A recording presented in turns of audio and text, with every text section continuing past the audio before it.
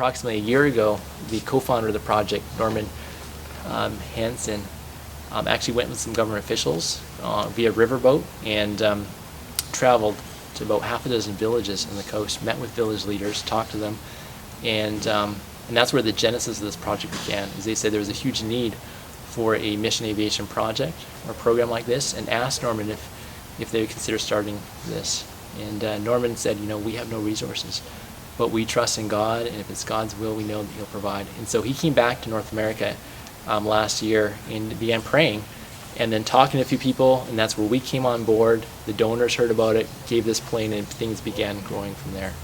So our base of operations is to be determined.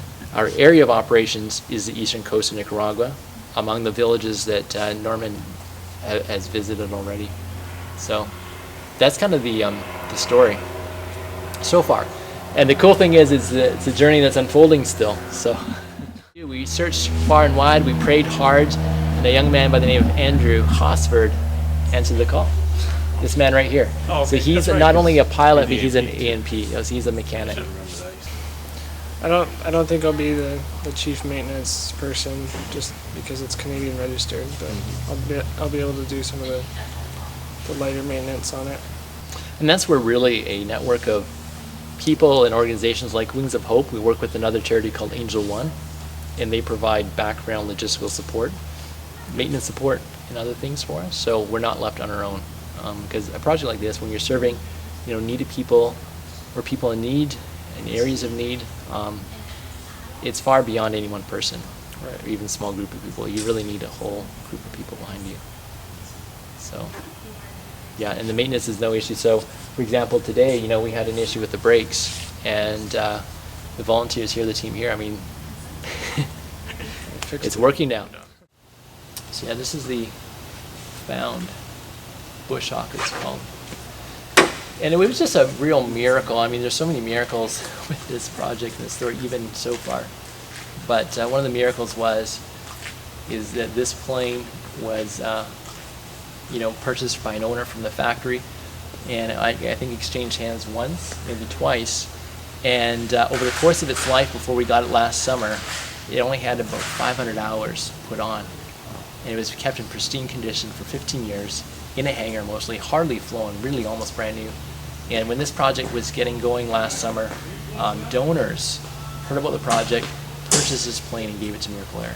Nice. Absolutely amazing, like a total miracle. So we've been really blessed to have it. And Wings of Hope has just been incredible, with what they've done here over the last few months, as they've taken care of it and actually done some avionics upgrades.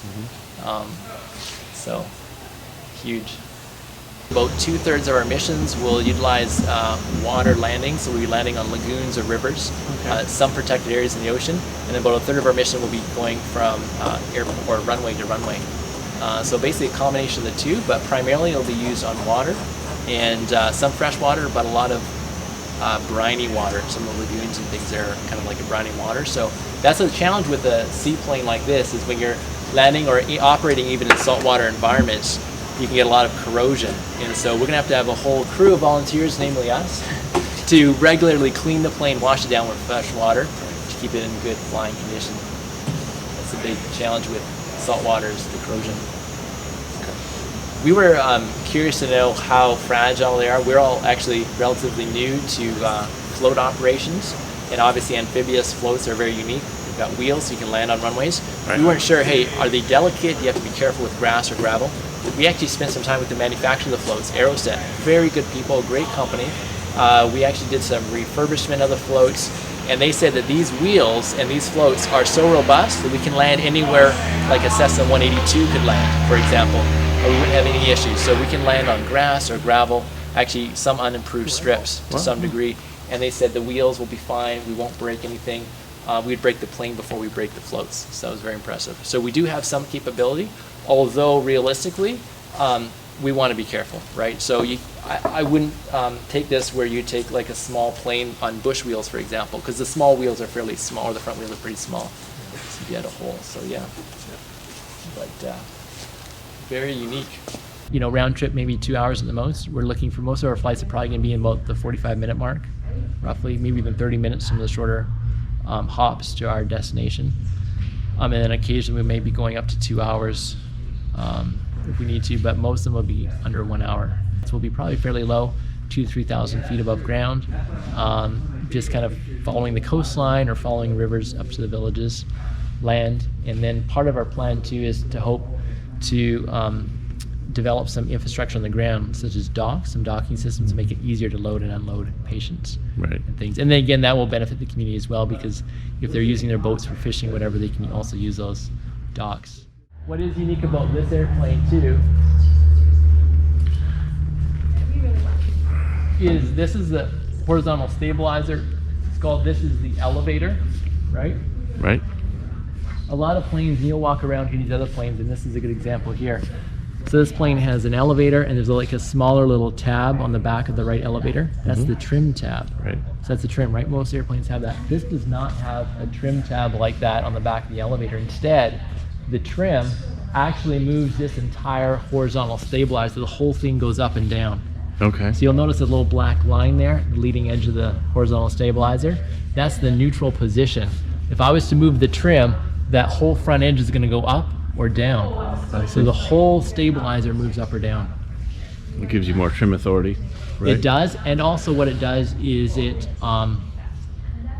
improves your aerodynamics and reduces drag, because it actually moves the whole tail in essence. And so you're basically able to go just a little bit faster, a little bit more efficient, versus the traditional trim tab, which is always basically putting opposite pressure on your tail surfaces.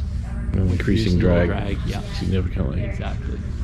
So it's little features like that they've gone through and really made it nice. They've also really beefed up the structure of the airplane. Has been very, very robust. They've done tests apparently where they've dropped it from like 40, 50, even 60 feet. It's been fine inside. You know, there's no, I mean, they've had some pretty interesting stories of their testing. So it's built very, very strongly. So last fall we did a thorough annual inspection, anticipating that we would take it down fairly soon to Nicaragua. Didn't quite work out like that, so now we're thinking we'll get another annual inspection done, kind of reset the clock on things, Right. In the anticipation that hopefully this fall we'll get the permissions to take it down. So We're still working through that process. we are. Yep. We're still working through that process. We've seen some very good signals. We've received some very good signals that process is moving along well, and we hope that it will come sooner rather than later. And the reality is that for our family, and even Andrew, Norman, and Hansi, we have a lot to do without the plane. So we anticipate going down as a family this fall, and doing it ourselves. We want to immerse ourselves in the language and the culture, learn the language, and do a lot of the ground support, get a lot of the ground support in place, do some of the preparations on the ground that are needed for when the airplane comes, so that when the airplane comes, we can kind of get going. So even if the airplane doesn't come down right away, we're fine with that. We have lots to do.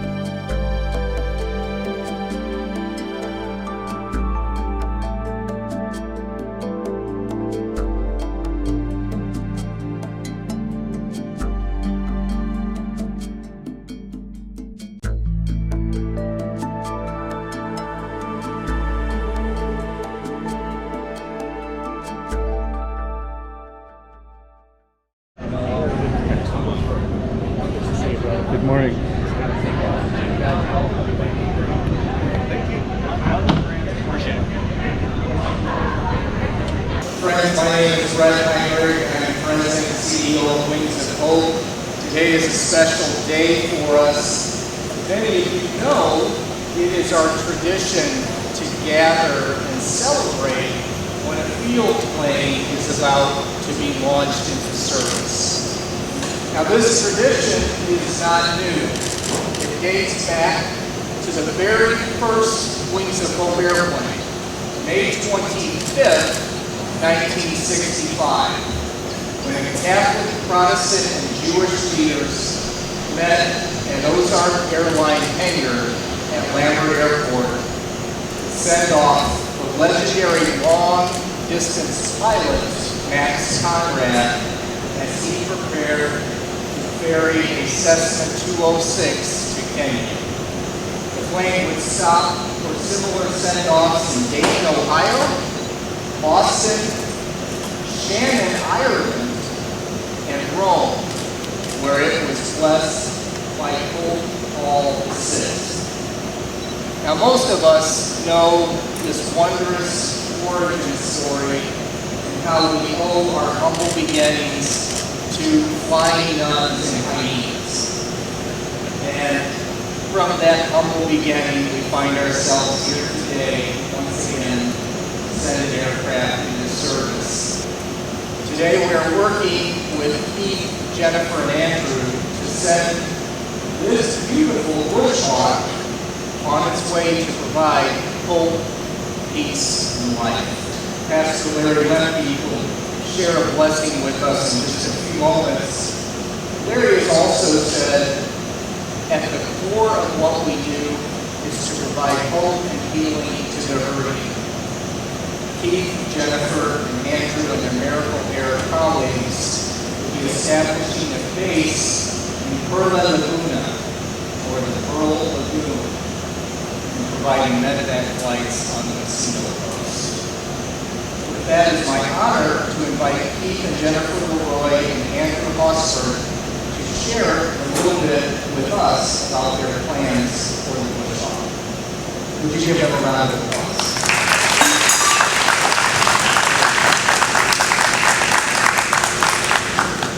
Thank you, Brett, and thank you, Wings of Hope and Wings of Hope volunteers.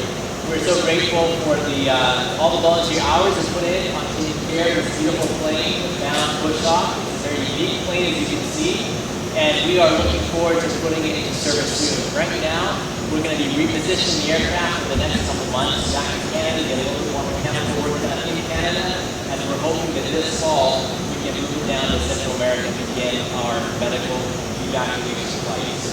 As Brett mentioned, the goal is to really share hope and love to people in need. And we want to do that through tangible ways, right? So we're going to be flying in up and down the coast with this airplane into villages that primarily are looking out on the water on the edge of a river or lagoon. And we'll be able to land on the water, pick up patients with medical staff who are in medical distress, and then fly them to the main city of Bluefields, where there's an active airport and a hospital. We'll offload them there, we'll get medical treatment, and then once they get healed up, the plan is to fly them back to their homes. And again, these are people that just wouldn't have access to this type of medical care otherwise. And so we're doing this really on the prayers and support of hundreds of volunteers. You may be in the frontline team, but it really takes hundreds of people to support and volunteer and encourage us along the way. So we're looking forward to meet some of you at this ceremony in a few minutes. And thank you for your prayers and support. And I'd like to invite my friend and Ordained Minister Larry Lemke to come join me. And I'd also like to invite you to come join us around the plane. I'd like to form a circle around here.